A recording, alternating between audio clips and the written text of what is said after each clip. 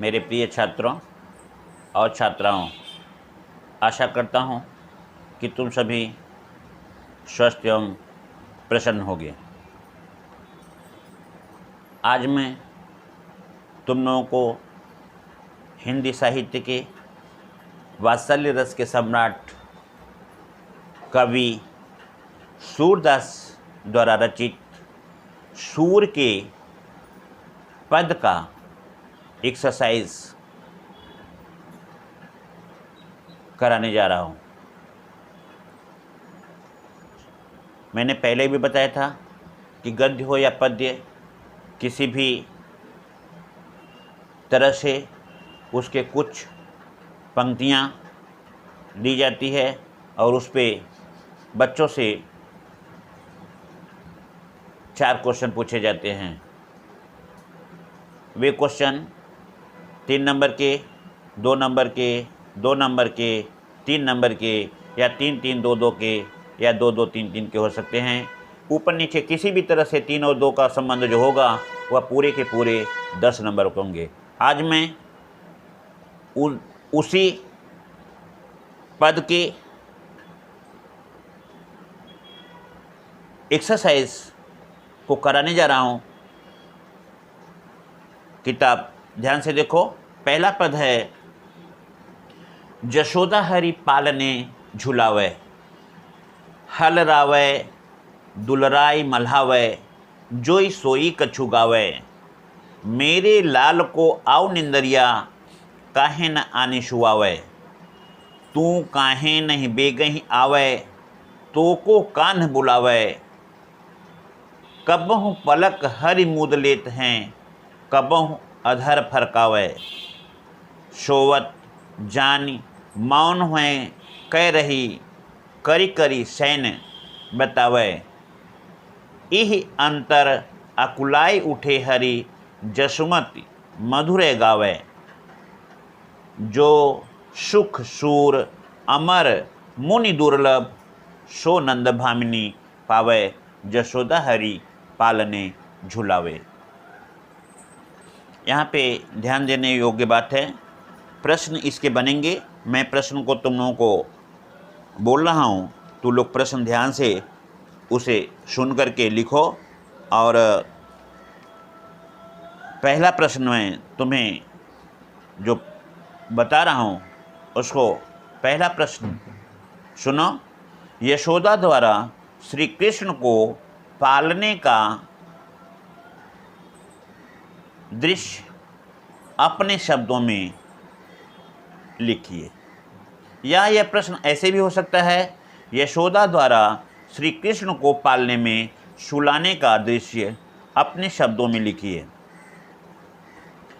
तो ध्यान देना, अब इसका उत्तर होगा, भक्त कवि वात्सल्य रस के सम्राट सूरदास जी के अनुसार माता यशोदा बाल कृष्ण को पालने में झुलाने का प्रयास करती हैं।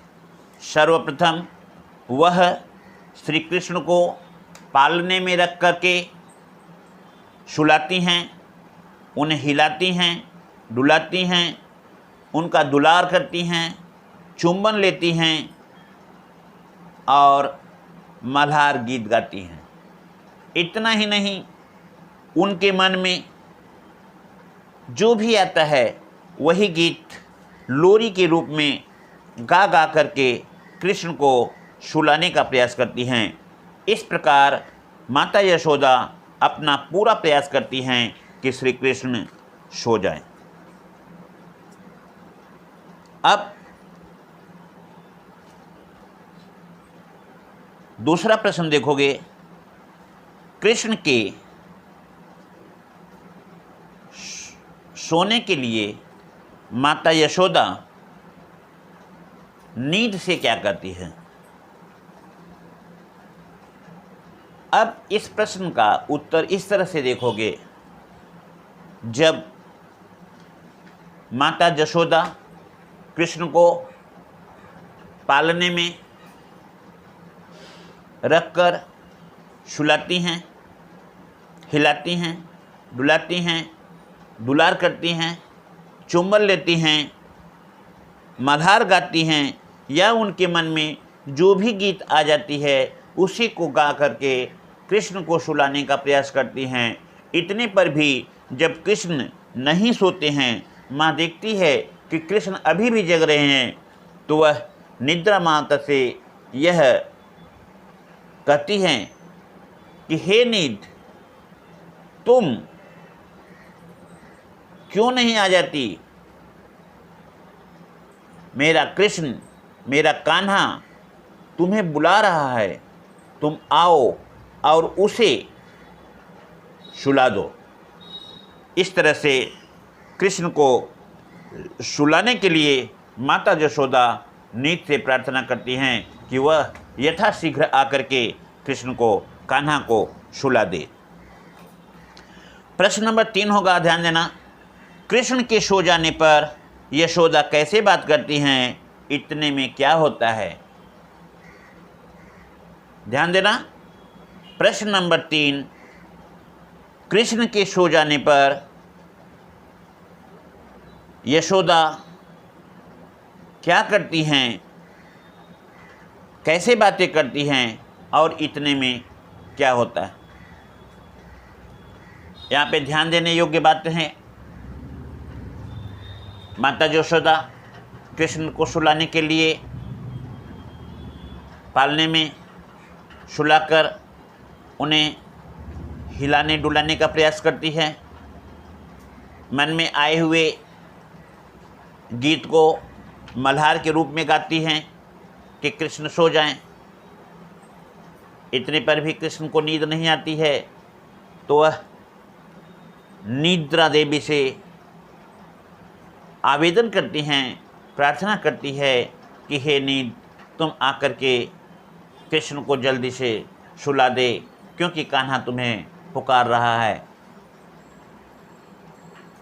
और इस तरह से बालक कृष्ण अब अपनी आँखों को मूंद लेते हैं, अधरों को फड़काने लगते हैं।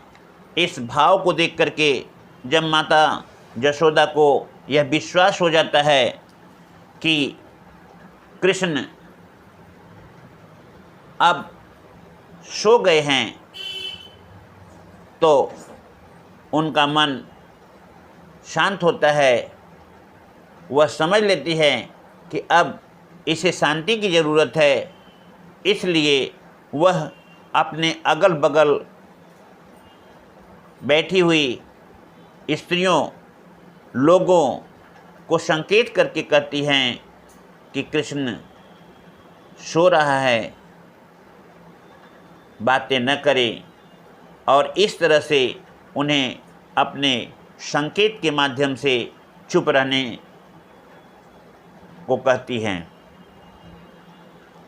और इधर इतने ही अंतर में, इतने ही अंतर का मतलब माता यशोदा के द्वारा संकेत करके सबको बताने भर में कि कृष्ण सो रहे हैं, वे शांत रहें, कृष्ण जाग उठते हैं। कृष्ण जाग उठते हैं, व्याकुल हो उठते हैं, और माता यशोदा ऐसे जगे हुए कृष्ण को, व्याकुल हुए कृष्ण को देख करके पुनः उन्हें सोने के लिए वही उपर्युक्त प्रक्रिया शुरू कर देती हैं, अर्थात पालने को हिलाना डुलाना और मल्हार गीत को गाना आरंभ कर देती हैं। यहाँ पे एक तीसरा प्रश्न है कि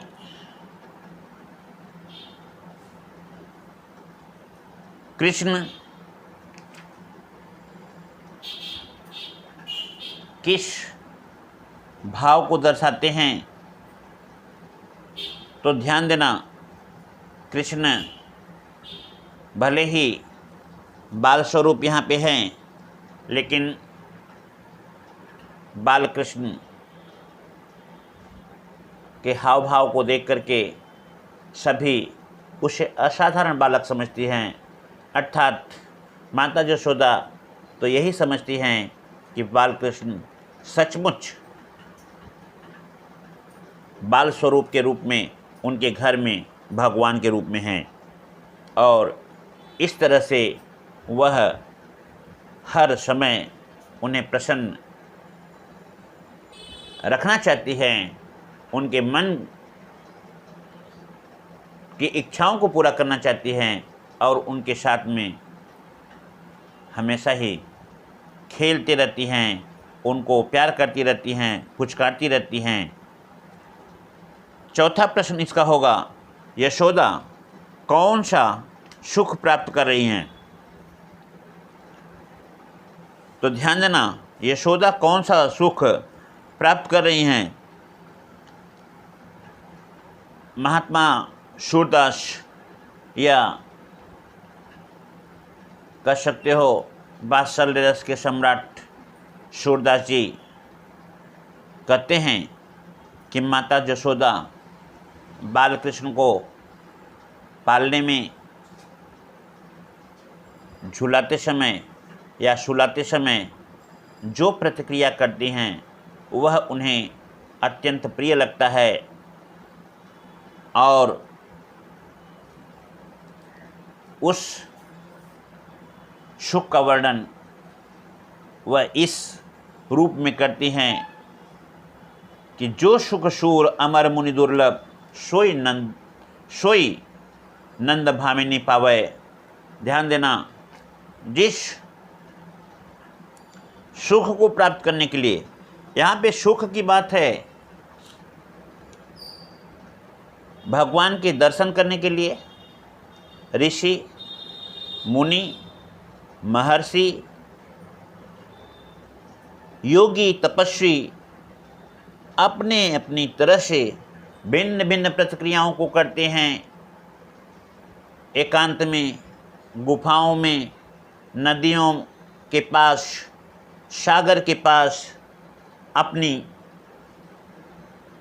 छोटी मोटी कुटिया बना करके ईश्वर को प्राप्त करने के लिए लीन हो जाते हैं, अपने मन को एकाग्र करके ईश्वर का दर्शन करना चाहते हैं।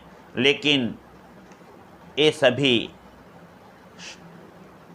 अर्थात ईश्वर का दर्शन प्राप्त करना कोई सुलभ नहीं है, बड़ा ही दुर्लभ कार्य है।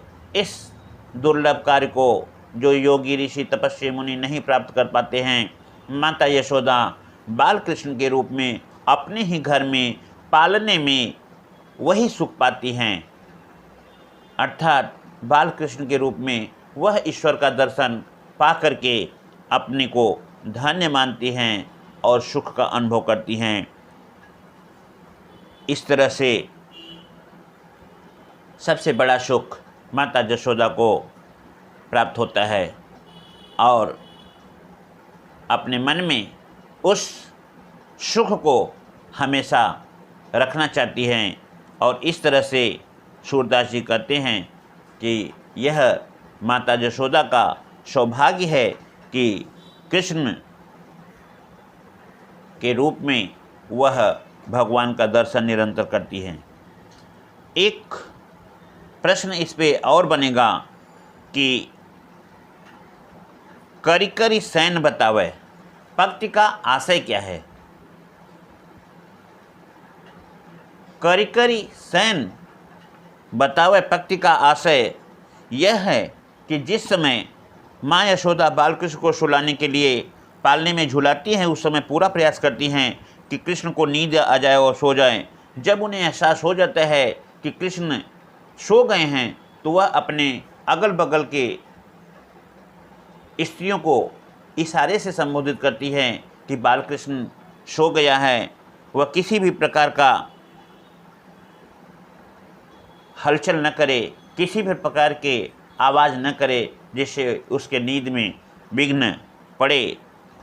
इस तरह से वह इशारे से वहाँ पे बैठी हुई स्त्रियों को संबोधित करती है कि कृष्ण सो रहा है, उसे सोने दे, किसी भी प्रकार का आवाज़ न करे।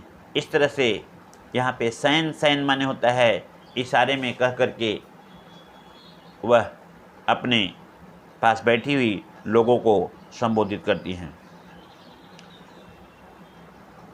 बस 2 मिनट की और बात है तुम लोगों के सामने कि कभी कभी ये भी पूछ देता है कि पद का आशय स्पष्ट करो, तो इसमें तुमको बहुत ज़्यादा नहीं लिखना है। जैसा कि पद देख रहे हो, बोलोगे माता यशोदा बाल कृष्ण को पालने में झुलाने के प्रयास करती है।